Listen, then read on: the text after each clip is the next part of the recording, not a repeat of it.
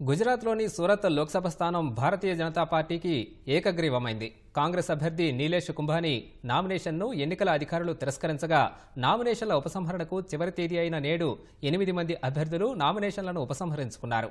దీంతో భాజపా అభ్యర్థి ముఖేష్ దలాల్ ఏకగ్రీవంగా ఎన్నికయ్యారు.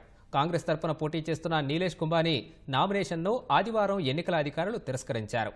కుంభానీ అభ్యర్థిత్వాన్ని బలపరుస్తూ ప్రతిపాదకులు చేసిన సంతకాల్లో వ్యత్యాసాలు ఉండటమే ఆయన నామపత్రం తిరస్కరణకు కారణమని జిల్లా రిటర్నింగ్ అధికారి వెల్లడించారు. ప్రధాని నరేంద్ర మోదీకి సూరత్ మొదటి కానుకను ఇచ్చిందని గుజరాత్ ముఖ్యమంత్రి భూపేంద్రభాయ్ పటేల్ ఎక్స్లో పోస్ట్ చేశారు. లోక్సభ ఎన్నికల్లో దేశవ్యాప్తంగా భాజపా సాధించనున్న చారిత్రాత్మక విజయానికి ఇది ఆరంభమని పేర్కొన్నారు.